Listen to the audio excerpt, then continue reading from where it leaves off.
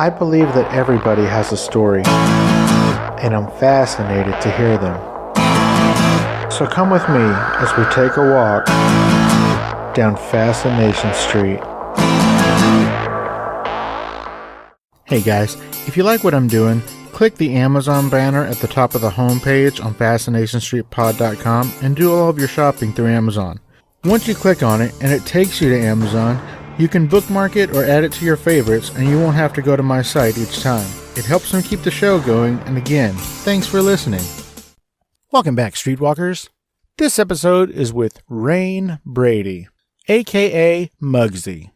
Mugzy is an Australian hip-hop artist and actor. In this episode, we talk about what it's like to grow up in Australia and some of the crazy, kooky shit that'll kill you over there.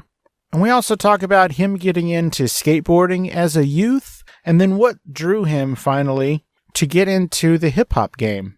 What it was about the culture that inspired him and attracted him, and what made him think he could do it.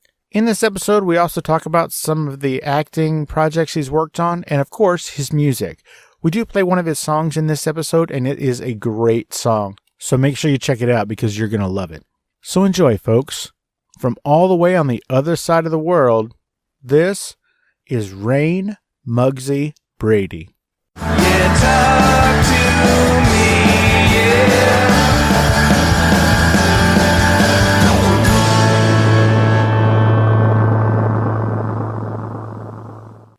Welcome to Fascination Street Podcast, Reyne Brady, Mugzy. How you doing this morning, man? Good, man, good. Hello from Australia. 16 or 17 hours in front, man. So, how's the past looking? It's dark back here, man. Yeah, I know. We got the sun up at the moment, man. And I think you guys are going into summer at the moment, and we're going into autumn or winter. So I'm kind of missing my summer, man. I'm not going to lie. Yeah, you guys have like Christmas during fucking, it's hot as shit outside, right? Exactly. Yeah, we have the start of November till the end of February is when we have like our big summer. So when Christmas comes along, instead of, Santa coming down the chimney and, the snow and all of that promotion, we have him come in to Australia with like the full Crocodile Dundee hat and the surfboards and, shrimp on the barbie and all that sort of stuff. That's our promotion for Santa Man, like for all the kids and that. So yeah, we do it the Australian way instead of the international way. Yeah. That's hilarious. So Santa just brings a bloomin' onion for everybody.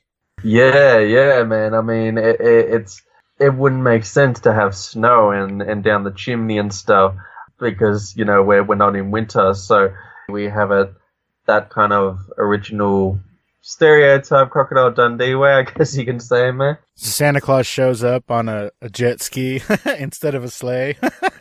Yeah, pretty much, man. Yeah. All right, Mugzy. Well, let's talk about you. Right now, you're, I guess, just outside of Sydney, Australia, right? Yeah, man. I'm about 2 hours, like, up the coastline. So, I mean, to get to gigs and stuff, man, it's a bit of a pain in the ass. But, well, what can you do, Well, you just got to do what you can do, right? So is that where you were born and raised?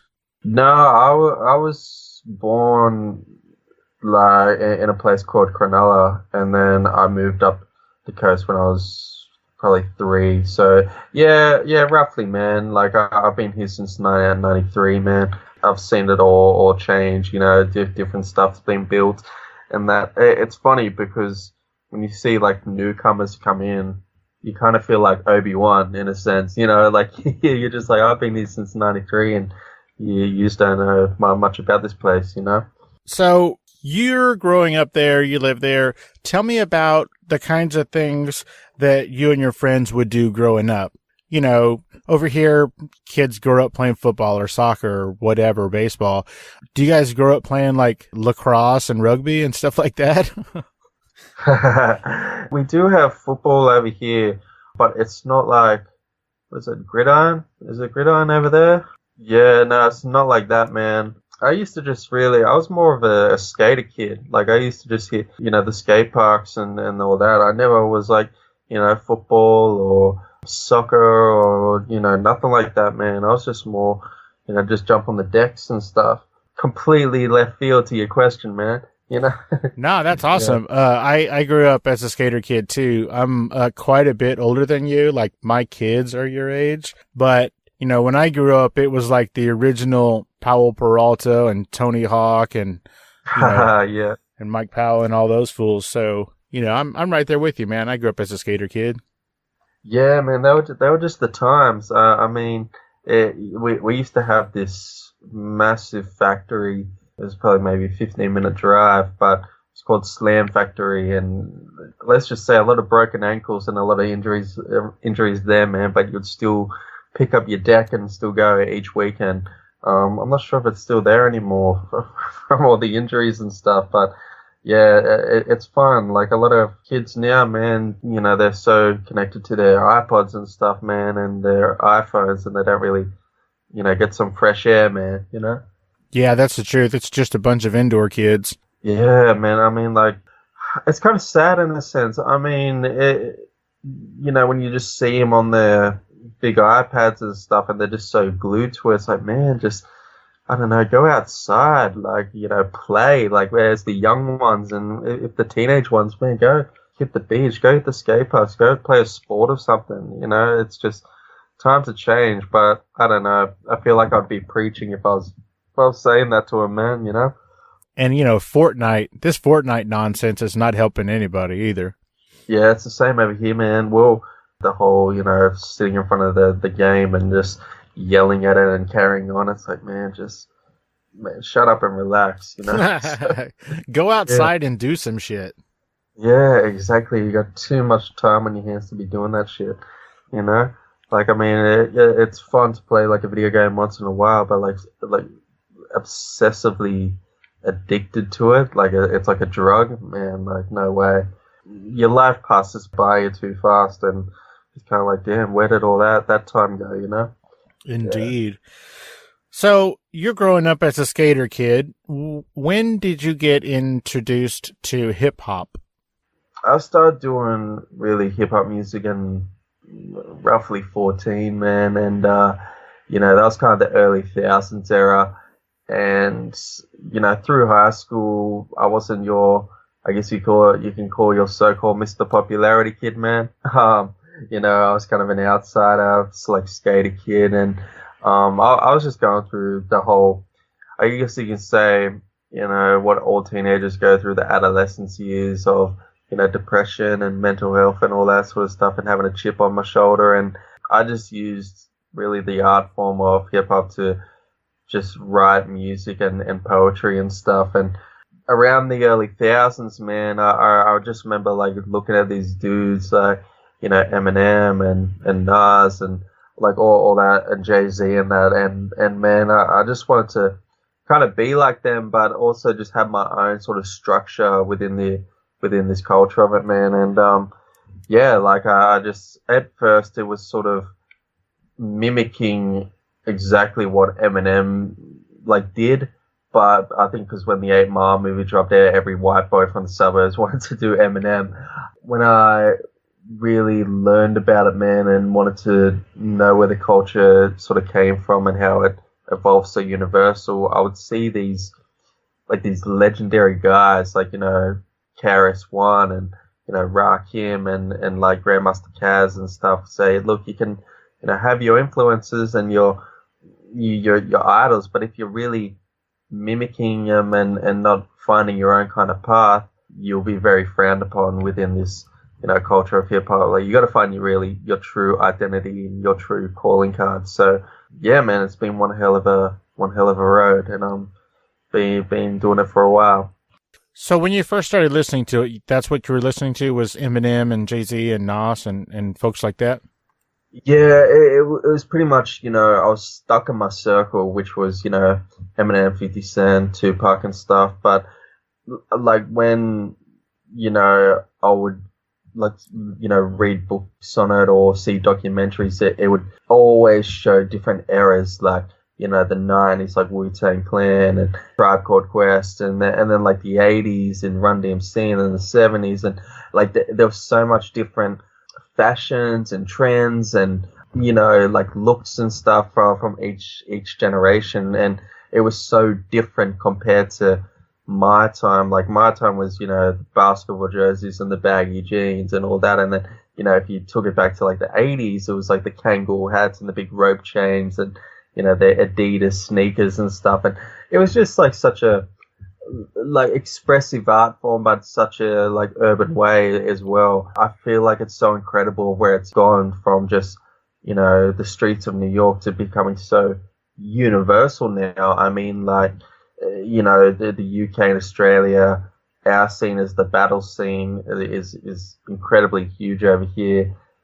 Japan and like Korea and all that sort of stuff. It's like the b-boying and the sneaker culture. And it's like from something so small has become so universal.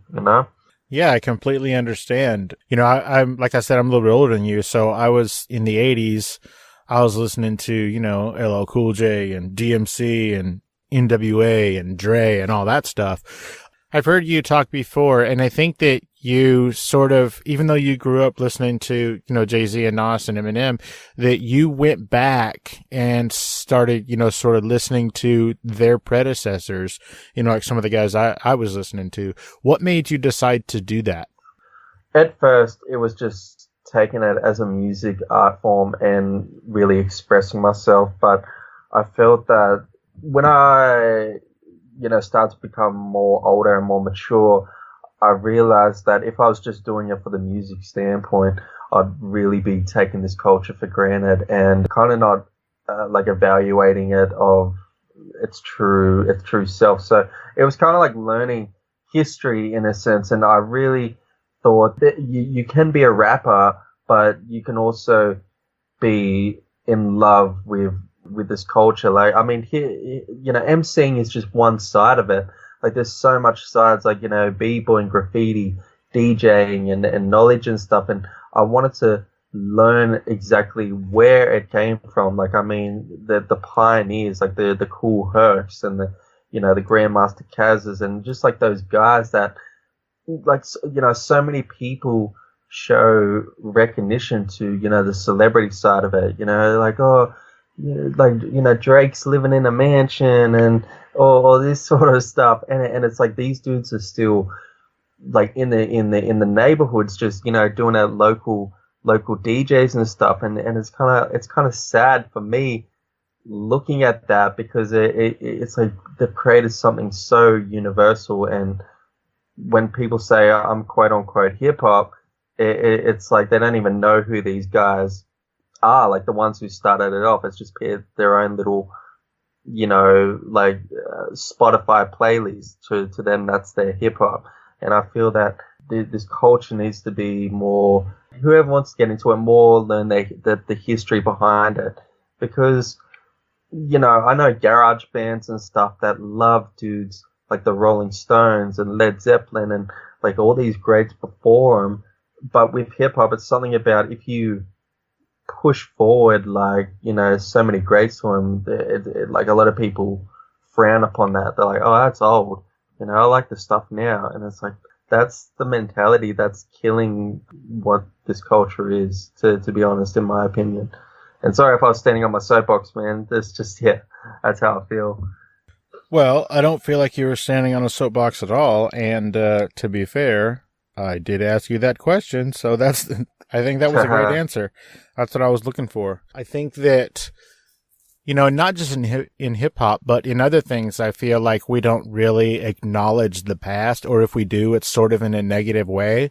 And I feel like, as a society, we need to embrace, those who came before us and laid the groundwork and those building blocks, or we wouldn't be able to do what we're doing now. Yeah, man. I mean, that's what I agree with 100%. Like, it's once in a full moon where I'll see like a 14, 16-year-old kid that just got into it, because I got into it at that age, but, getting into it, and they know, like, about the history or like who came before him at that young age. That surprises me in a nutshell, man, because I'm like, wow, like, you're so young and you're really loving this compared to someone that's just Gucci Gang or something like that. But I feel at the same time, having that background of, I guess you can say, homework, it does broaden the mind and make an upcoming artist more of an intelligent and more knowledgeable MC than compared to someone that's just listening to a Spotify playlist. Because I feel that, if you don't have that really structure or knowledge behind you and you're just stuck in your one field, you're going to continue the whole garbage now. Like, and I get the question, man, of, have you tried to give this new stuff a chance? And it's like, yeah, like I have, man, but it's just so far backwards in my opinion that I can't respect it, man. I feel it's very dumbed down in my opinion, man. It's absolutely dumbed down. I think they said it in that movie, Men in Black. A person is smart, but people are stupid. And so I feel like, not just hip hop, but all music, well, most art really, movies and TV shows and music, they're all just kind of, putting out things that will appeal to everybody instead of really specific and detailed stuff that appeals to a very narrow and pointed group of people. I feel like instead of using like maybe, a rifle to hit one thing, like one thought or one expression or one idea, they're just using like a shotgun and just kind of blasting like everything all at once.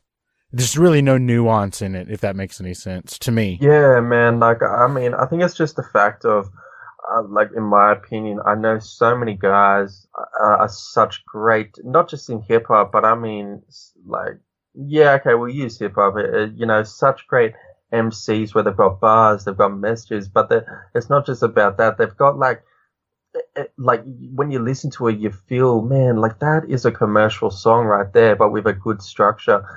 But they're working like desk jobs, man, and I've seen the mental strain behind the work of how like someone wants this dream of like coming true. Like they love making music, but the suffer in not your life planned out of what it should have been, because it's such a cutthroat industry. I can't accept a kid just saying Gucci Gang for 4 minutes and then touring the world when meanwhile I know a guy that's dedicated to his craft, takes the time to really evaluate his music and, his work and like a 9-to-5, man, just to fund his career or his bills or something, man. Like that's what I kind of fight for when I do interviews or when I just do live performances, man. I kind of feel like it's a bit of an injustice in a sense of what the industry has kind of turned to. In a sense, that's my opinion, man. Yeah. So what was it about the hip hop culture that made you want to get into it? Like, what made you want to become a rapper or a hip hop artist? Man, personally, it was funny, man. I never really, I looked more like of a rock skater kid back then, man. I had like the full long hair and everything, man. And, but when I started like seeing these dudes like Eminem and, the guys I said before, they, rock and roll was fun. Like it was funky and stuff, but, with hip hop, it was like aggression. It was, I would see these guys and they had like this anger and this power in their messages and like their imagery and like whatever they were promoting at the time. They kind of had this aura around them where I just knew they could walk into any situation or circumstance and like nothing would push them back of what society or what, a situation would give them. And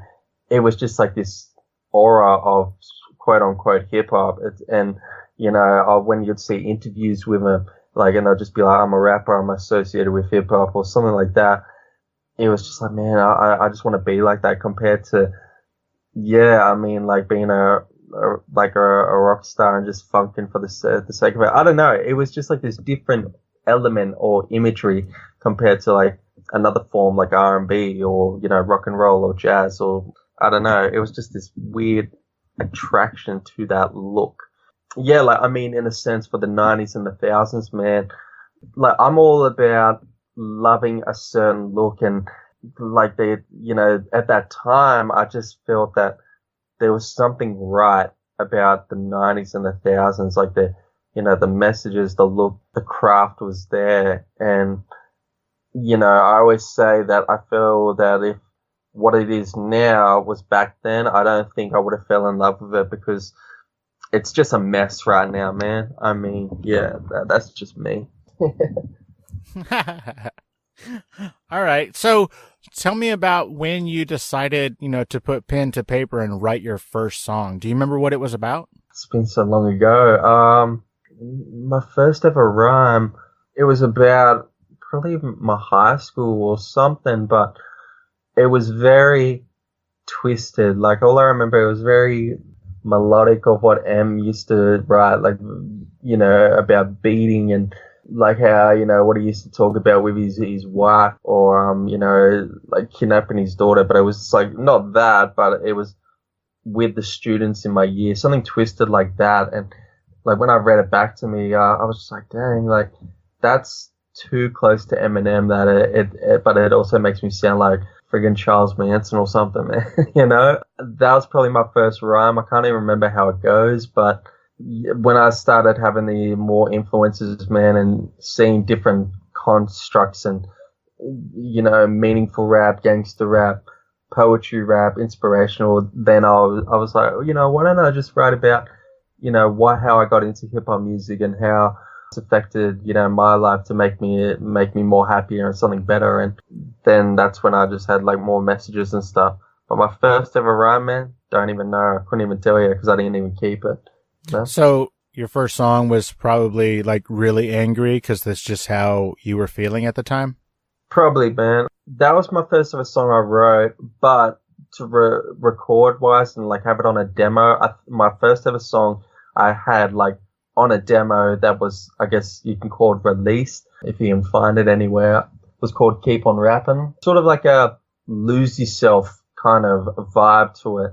Yeah, but it was just in my own kind of concepts. And I remember recording it, man, and like in that mindset, being a young teenager, I thought, man, like labels are going to sign me and all this sort of jazz. And I was just handing it out there, putting it on my MySpace and stuff. And I remember MySpace and MSN. And man, if like I had to take it all off because it was so rough, it was so dry, and like so cringeworthy at the same time. And you could probably find it somewhere out there, but I think I've taken it off multi-platforms, man. But there's probably one, sneaky platform that still has it on there.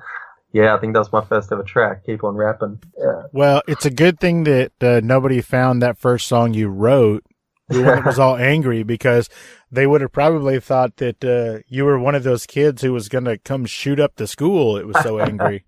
It's crazy, but that's the thing. Here in Australia, we don't have guns, man. So, yeah. What does that mean? Yeah, we just don't, like, see, that's the question I want to ask is, when I've done American interviews and stuff, like, can you literally walk into a Walmart and purchase a gun? Like, or is that all full of shit, man? Like, no, okay, so here's the difference. Like, you can walk into Walmart and buy a shotgun or a rifle and walk out with it right then. But if it's a handgun, then you have to wait 7 days. No, see, we have none of that. Like, I don't even think, I'm surely we would have hunting stores. I don't know, I'd have to have a look, but, like literally stuff like that, like walking into a Kmart or, we don't have Walmart over here, but walking into a Kmart and just purchasing a gun, like it's Grand Theft Auto, no, we don't have that, man. The only people that really have guns is the police, and probably wannabe thugs that probably tried to import it somehow and been watching too many Scarface movies, so yeah, man, like we have none of that over here, man. The thing that's been an uproar here in Australia is called lockout laws, and everywhere, I mean, shops, nightclubs, bars, even strip clubs and stuff, everything closes at 10 o'clock, man, which is crazy. And 10 o'clock? Yeah, and our new government over here, because I don't even know what our problem is, man, but like, because so many teenagers and kids were getting in with fake IDs, and there was like a lot of fights and, you know, drug overdoses and stuff. Like our new prime minister, because we don't have a president, it's the prime minister, was just like, nope, cut it. She so-called called it. People can still have their fun, but everything closes at 10 o'clock. You know, everyone's in a huge uproar about it because now she's attacking the music festivals and stuff. So she's like, no, don't want music festivals to happen. You know, it's because security aren't doing their job and kids are overdosing there and stuff. And I'm surprised no one's put a hit out on her, man, or anything. Because, like, yeah, it's crazy, man. Because, like, we used to have this strip called King's Cross, and it was like this one boulevard block, which was the main attraction where you could get, like, you know, the best strip clubs, best clubs, drugs, whatever. It was kind of like our Australian version, I guess you could say, of Studio 54. I'm just reading the guy's book at the moment of who own most of the nightclubs, and yeah, like that whole strip now is a ghost town. Like, I mean, I went there to shoot a short film the other day, and there was no neon lights and no nothing. It was just completely, you could see the tumbleweed, you know, going across, and I was like, man, what has she done? Like, she is just like, no tourists are going to come here anymore. She's destroying Australia. You know, we need the nightlife. Like, I mean, you know, I know American friends and UK friends and stuff that come over, and they're like, why is everything closing at 10 o'clock?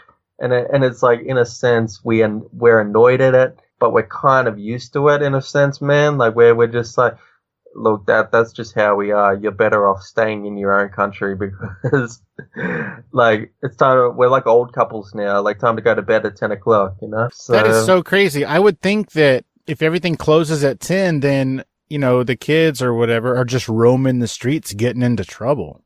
Yeah, that is basically what it is. Instead of getting into fights and stuff inside the club, it's now in the streets, man. But, you know, when they run out of, like, alcohol and like, say they got like a 6-pack or maybe, like, you know, a carton or something, when they run out, like, where is there to go to you know, buy like another dose up and stuff? There's nowhere to go, man, unless, like, you go to your friend's basement or, I don't know, somewhere. But that's what it's like now, man. I mean, doors shut at 10, and it's so bad, man. I mean, like, say you got off work at 6 o'clock, 7, 8, 9, 4 hours, and, like, I just feel for the kids now, man, or the teenagers, like, just having that, you know, that wild youth. They don't have that anymore over here, man. I mean, you know, you at least party when it hits 10 o'clock more than, you know, than partying on it through the early morning.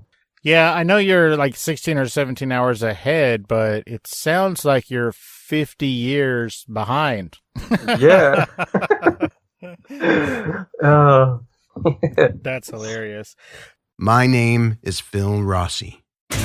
I'm the creator of the sci-fi horror experience Crescent, along with Eden, Harvey, and a whole lot of other scary stories. I was quiet for a while, but I'm here to let you know that I'm back, and in a big way. 50 hours of all new podcasts are ready for download on demand, including my new book, The Trance, a gothic cyberpunk detective story. And let me tell you, this book has got fangs. So here's the deal. For less than a cup of coffee or a pint of beer, you can become my executive producer. You can play a key part in taking my words off the computer screen onto the page and into the airwaves. For more info, free podcasts, and to sign up to become a part of my next big story, please visit patreon.com/Phil Rossi.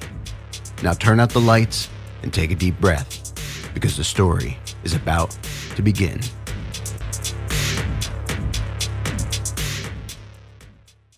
So, last year you had maybe a couple of heart attack scares. What's that all about? You're not even 30. What happened? Exactly, man. I mean, it was, I guess, in a sense, silly, but as a musician, it's amazing how sometimes the haters and the negativity can affect you to a certain extent. You know, like they always say, don't listen to them, but it's like a drug. You need to listen sometimes. And I don't know if you've listened to previous interviews of me telling that, but I was on a show called, it was a big time Australian show over here called Hughesy, We Have a Problem. It was like this Australian comedian called David Hughes, and it was kind of like a comedy show, but mixed with a bit of, I guess you can say, Dr. Phil, where contestants would come on, or, people from the crowd, and they'd say, oh, well, what's your problem? And, maybe our industry panel judges will help you out, and people would come on with different issues. And I thought, why not just go on there and say, maybe they'll bring up music panels or something, and why don't I go on there and say, I'm an upcoming artist and stuff, just trying to find more avenues in the industry. And it was basically an ambush. I basically went in there and, David Hughes, he was grilling me on my clothes and, my background and my story and stuff, and the industry panel didn't really give a damn. And let's just say I should have watched an episode before I actually went on the show. And when it aired, it wasn't just Sydney that was watching it, it was all of Australia watching it. And it was kind of, don't read the comments and don't read the press and the whatever everyone has to say, but I did, and it was just nonstop just haterism. And after that, I just felt like the dude that was the so-called wannabe sort of rapper in a sense. And in my mindset, I felt that I just sabotaged my whole career and everything I worked so hard for just in a blink of an eye. I just thought I'm such a fucking idiot for going on that show. So a few months after that, I was just, drugs, alcohol, bad foods and everything, to the point I think it hit November. I think it was November. And yeah, I was struggling to breathe and stuff, and called on my dad, and I was because I couldn't drive, I called on my dad. I was yo, you got to pick me up. I think I'm having a heart attack. So he rushed over, picked me up, and then, drove me to the hospital and stuff. And the nurses and they were yeah,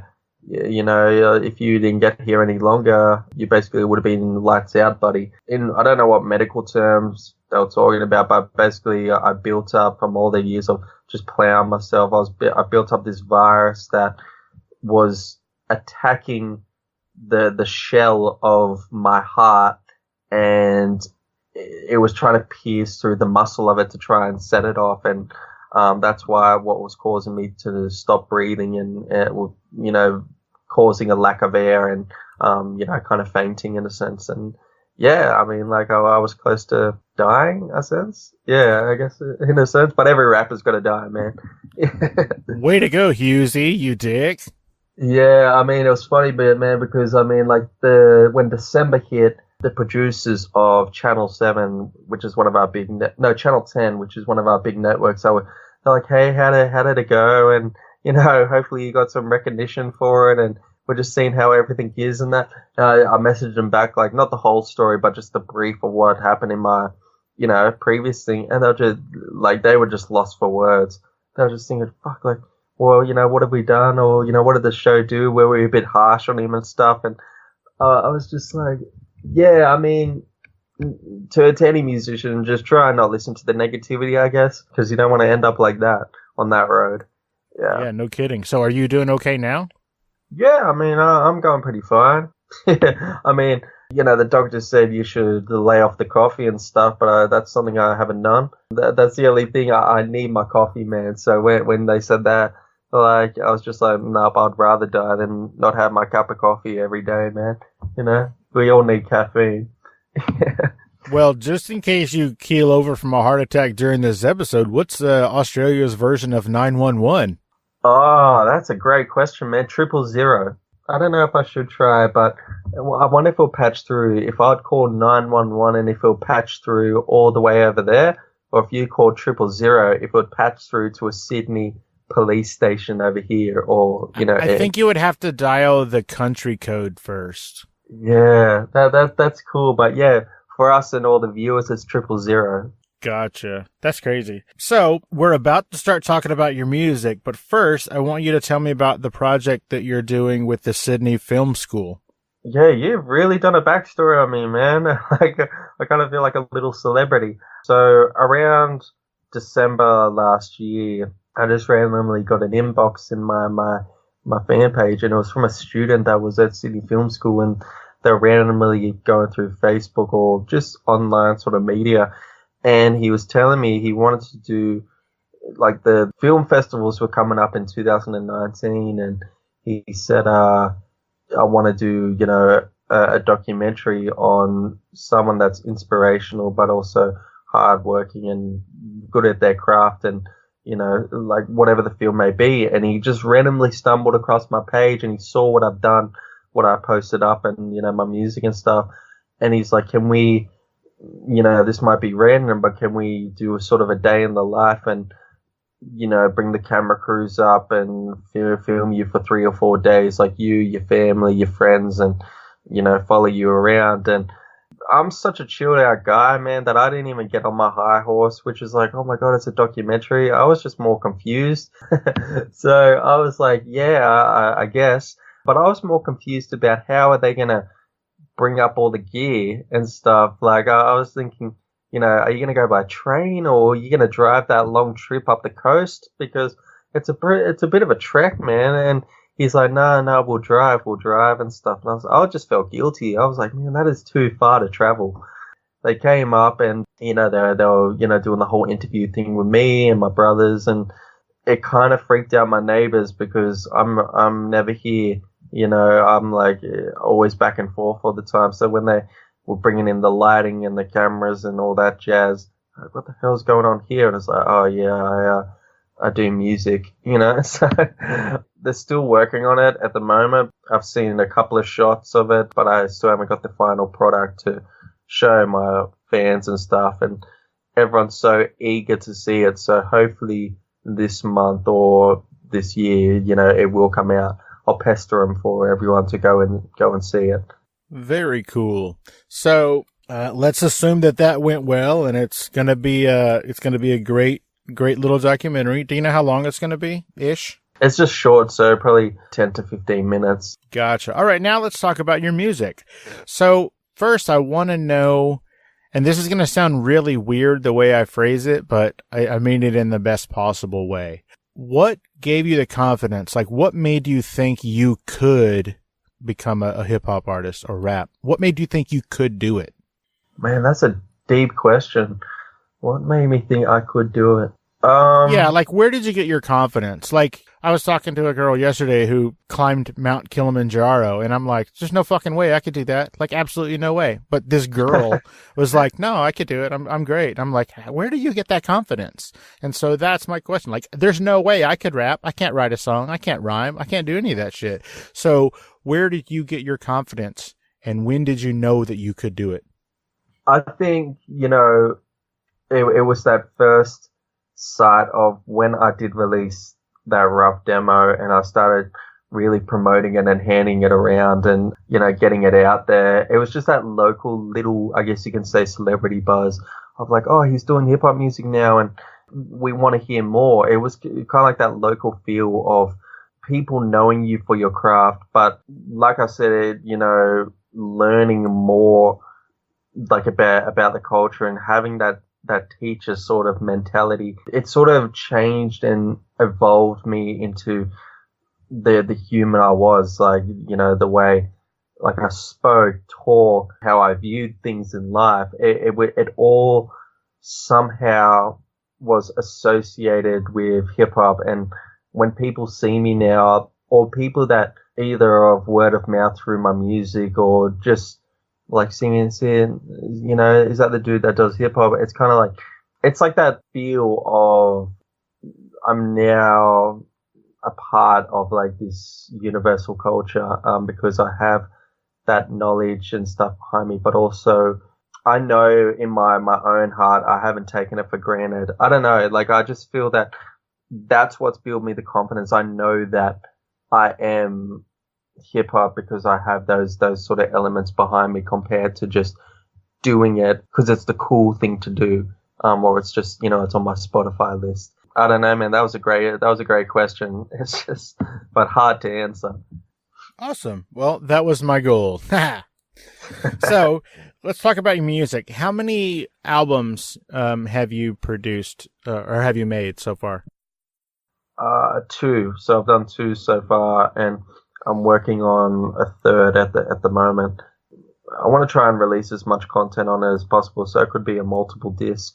And so you're in the process of writing that album right now? I am, yeah, man. I mean, when 2013 hit, I released my second album, Understand Me, and I was doing music nonstop.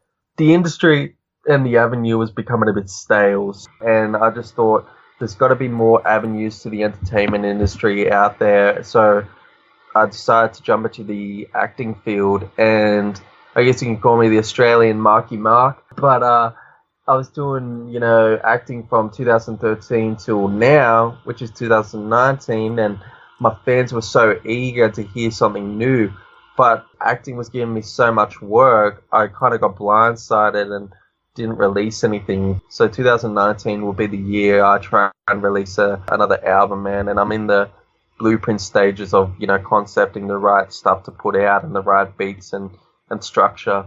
Gotcha.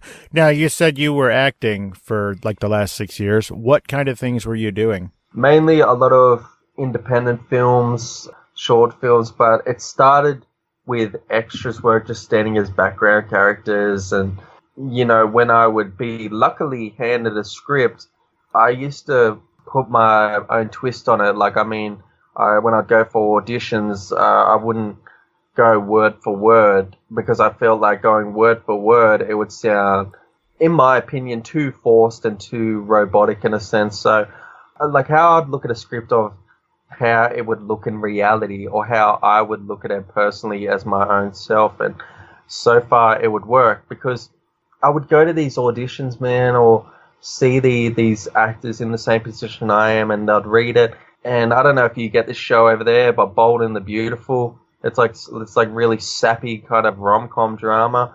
It would be like they'd be forcing the acting too much, that it wouldn't become natural. And like with me, it was funny. It was like I would like read the script and I wouldn't even act. I would just do it like if it would happen to me in a regular, like say if aliens attacked the world, like instead of acting it, if one day like aliens take the world, I'd be like, fuck, holy shit.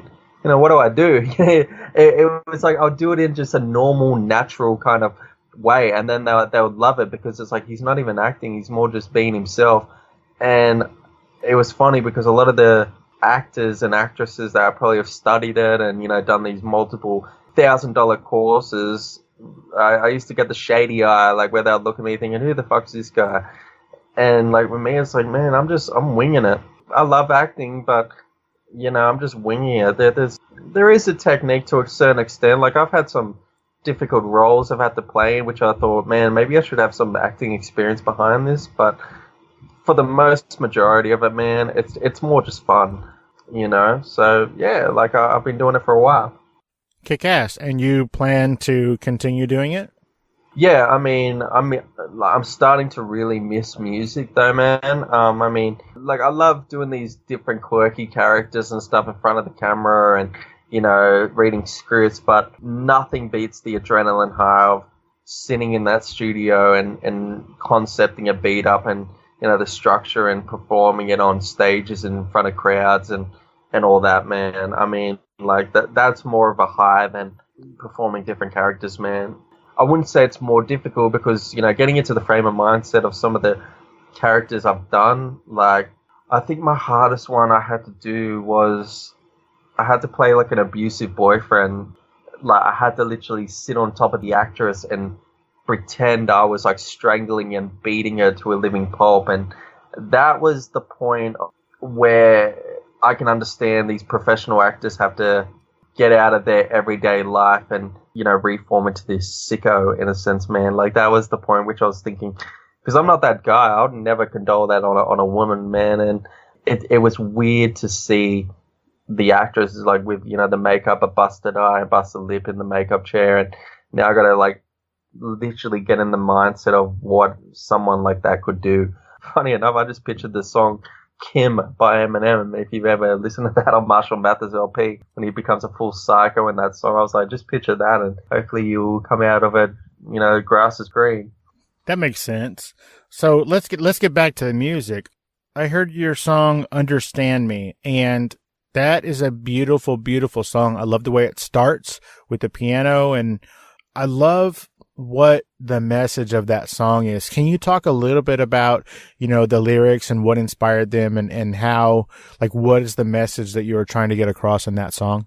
The message I was just really trying to get across on that, man, is it was more a social justice message of, even still to this day, man, I still get the whole, even people that don't know me, the thing always pulling the whole wannabe Eminem act, or, he's pulling the whole Malibu's Most Wanted, and, the whole Wigger kind of act. And it's, even not just me, but, white dudes Caucasians that do get into predominantly a black art form of music, there are dudes that I've known or still know to this day in the past that pull the whole Wigger kind of shit, which is cringeworthy as fuck. It's man, it's embarrassing, but it also shreds a bad light in my position that really love this culture and love it for its true art form and really want to be respected in it. So, because you have dickheads like that, do the whole, yo, man, like that. And it's just fuck, man, when we have guys like that running around, no wonder everyone's looking at someone like me thinking I'm pulling the same act. So Understand Me was basically about, look, I love the culture of hip hop, but it doesn't mean I'm trying to be something I'm not. And that's just all it was, man, So can I play that song? Yeah, absolutely. All right, kick ass. Do you want to intro it like a DJ? I don't know what to say, man. You're just listening to Understand Me by Mugzy over here in Sydney, Australia.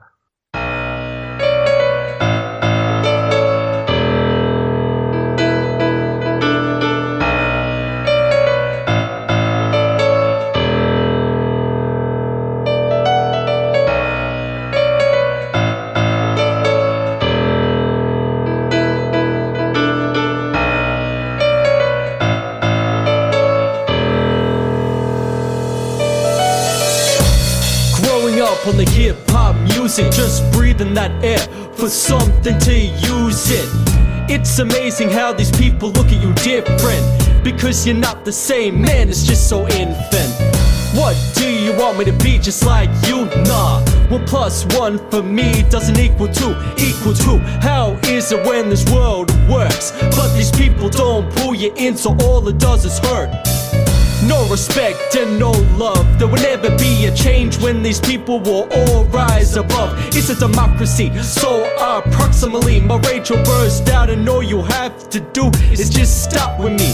Increase the peace at least for once, so we can breathe it out. Oh yeah, getting teased, cause right now we are all crying in the rain, ripping our hair out, going insane, yeah. You don't understand me.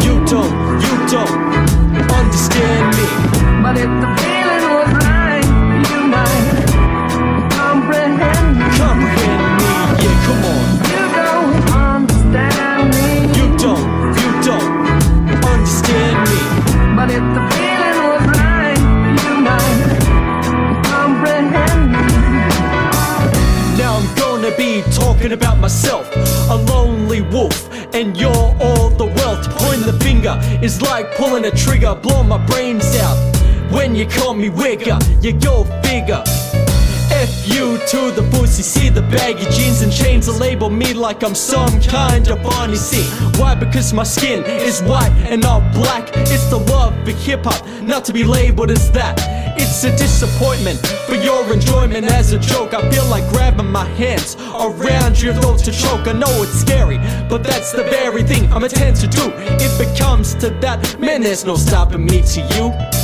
We all go a little mad sometimes, maybe because all the haters know how to push all the bad lines. Why? Because they just don't like who we are. So what? We are fine to become our inner star, yeah. You don't understand me. You don't understand me. But if the feeling was right, you might comprehend me. Comprehend me, yeah, come on. You don't understand me. You don't understand me. But if the feeling was right, you might comprehend me. Why So when these people say respect, oh, but they turn into two faces walking down the dark hall, it's because they don't have a change of heart. All they love to do is rip people apart. Dissing is the mission, giving their suicidal ignition. A thumbs up for the people to be witnessing. Trust me, I know, I've been through that horror show. Saw the light and thought it was a no-go. But to top it all off, just be yourself underneath. Just look up to the skies and think about the peace. At least because we are that beautiful person. Just to be earning what we are deserving. A little respect, is that too much for the sake of it? And to be awakening from it? No, because we've got something to prove. Coming together as a culture, we have nothing to lose. Yeah. You don't understand me. You don't understand me. But if the feeling was right, you might comprehend me. Comprehend me, yeah, come on. You don't understand me. You don't understand me. But if the feeling was right, you might comprehend me. Comprehend me, yeah, come on. And I don't claim to understand you, but I've been looking around and I haven't found anybody like you.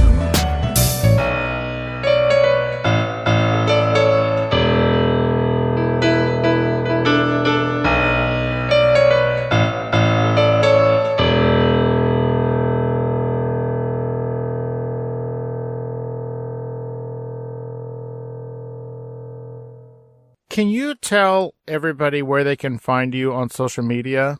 Yeah, so my number one platform that I use is on Facebook. So if you type in Mugzy, Mugzy, I'll basically come up. It's got my, YouTube, Twitter, I think Instagram's attached on there, but everything's all attached into that one place. So it saves you searching it individually. It keeps you up to updates with, interviews like this and, the structure of, new updates, what I'm doing with the album. But Mugzy on Facebook, so check it out. And that's Mugzy, right? That's it.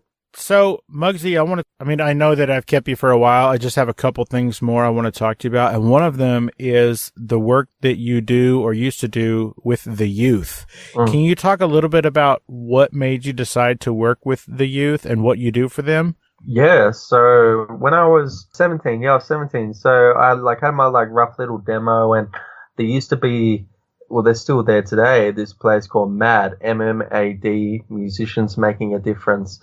They were just starting off when I ran into them, but they were a youth organization that were doing a lot of music-based programs, whether it be recording, building the confidence to, stand on stage, or learning the structure of to write a song if you didn't know the structure of writing songs, just anything to do with music. And I remember seeing their main office, and it had this big graffiti, banner saying MAD and these hip hop posters in the windows and stuff. And I thought it was an indie record label at first. And I went in and I handed them my demo and I was saying, look, I'm trying to, distribution or anything. And Emma and Dom, who run it still to this day, kind of chuckled, and they said, no, we get that a lot because of our banners and stuff out the front, but we're a youth organization, but we have a lot of teenagers that come in and, want to do the whole rapper thing and everything. So I started doing a few courses with them, Sound Foundations, which was a 6 week course, which was just learning more structure to recording in studios and performing and stuff. And, when they saw me grow up and do my own stuff, like my own careers and find my own opportunities, they were like, why don't you come on board with us and teach the younger kids that come in about maybe your own, pathway, but teach them of helping them out. I started with, volunteer at first and then, paid work. But yeah, over time, I was more focused on my own career and decided I was getting more heavily invested with them, but I was why don't I pull back for a second, work on my own career a bit more. But I still see him every now and then. Now, I heard that one of the things that you would discuss with the youth is that you have very specific thoughts on ego and doubt. Can you share those? Yeah, like that comes under ego. I'll start with ego because when I was starting off, this was MySpace and MSN days. I remember, and this is a problem I feel that's really huge in the Australian hip-hop community, is one, I would reach out to as, many people as possible saying, hey, I'm just trying to start off or find gigs or, stay radio stations and stuff. And because I wasn't a developed artist or my sound was a bit rough, it was an incredible struggle to find better avenues to branch myself as a brand. Like, what I mean is, a lot of artists that are in my position will be like, Mugzy, we never heard of him before, or you're not with our crew, so it's like, no, we don't want to check you out like that. There wasn't a lot of networking and coming together, so there was a lot of ego. It was like, you have to prove yourself kind of to us to show that you're good. And even though I'd show myself too, I'd be like, all right, bust a rhyme or something, because I wasn't a part of those crews. It was something about crews. It was just, you're not like a part of us, so we're not gonna, fuck with you like that. And I was just like, damn, like no one's, really, giving me a shot. Should I just quit? And then, I thought, well, use social media as a platform, MySpace. Let's try and tap into the American market. And so I did the same routine, hit them up and that. And I constantly got stuff back, which was like, yeah, jump. I don't care how rough your music is. Jump on this station, or we'll play your track for maybe a few minutes, or get on this magazine, or this or that.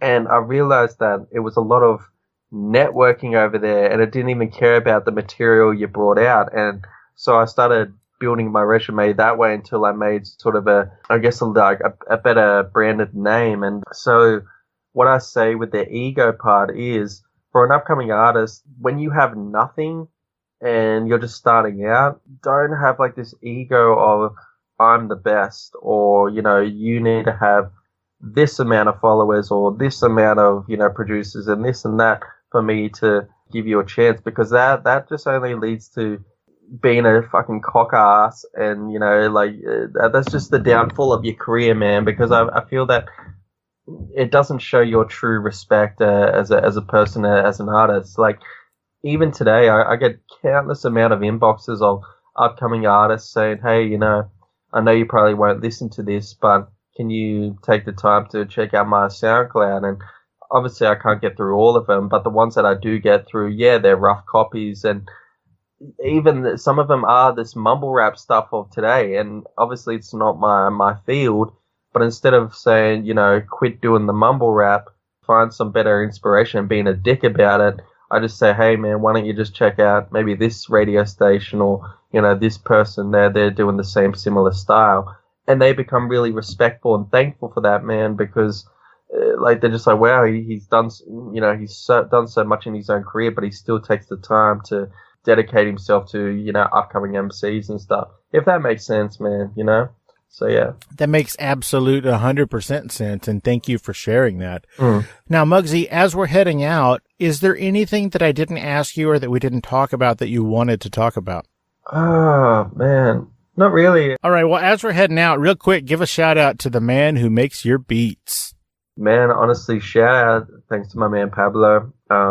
He's New Zealand. Little background story, it was dope meeting him back in 2013 at a youth center gig, and he knew who I was, and, we chopped it up in his home studio. And let me tell you, home studios and having a bond with a producer is so much better than a service at a professional studio. Because I made that mistake on my first album of just paying an engineer for their time, and it's an in and out service. It's a waste of money for any musicians. So shout out to Pablo, and hopefully I can get him on the third album, because he does incredible work and he knows what I want exactly. Well, kick ass. Thanks, Pablo. Appreciate you. Now, Mugzy, I want to thank you so much for taking the time to hang out with us today and let us get to know you a little bit better on Fascination Street. Oh, appreciate it, man. Like, man, this was a lot of fun. I mean, it feels so weird at the same time because you feel so close, but you're so far away. That's the power of the internet, man. Now I really am going to let you go. Thank you so much, Mugzy. I appreciate it, man. You have a good night. Yeah, you too, man. Take it easy and definitely keep in touch. All the best. Awesome. You have a great rest of your day since it's all Sunday and coming up on noon and stuff. Oh, man. I mean, yeah, a lot to do. So, yeah, enjoy the rest of your night, man, and get some shut-eye as well. All righty, buddy. You take it easy. Later, man. Bye. Hey guys, this is Steve Owens from Fascination Street Podcast here with a very important message. I'm awesome. I bet you thought I was going to say something else, but nope. What's important here is that I am awesome. I started this show because I truly believe that everybody has a story, and I'm fascinated to hear those stories.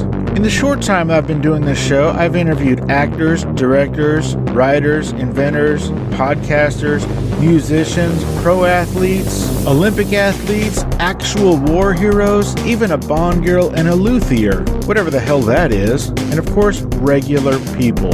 From people who wanted to be stars but never gave it a real try, to big company CEOs and people who got to meet their favorite president. I love getting to meet and speak with people who have a story to tell. I feel like everyone does, and it's my job to get them to tell it. You never know who my next guest will be. An Academy Award-winning actor, a platinum-selling musician, or your own mother-in-law. But one thing is for certain, you will be fascinated by their story. So come take a walk with me down Fascination Street. You can find Fascination Street Podcast on Apple Podcasts, Google Play, Spotify, iHeartRadio, and of course, FascinationStreetPod.com. Opening music is the song Magnolia from the 2014 album Intransigence, used with permission from Douglas Miles Clark. Closing music is Apollo from the 2001 album Into the Known by the band Sapphire. Thanks for hanging out with us and getting to know a little bit about our guest.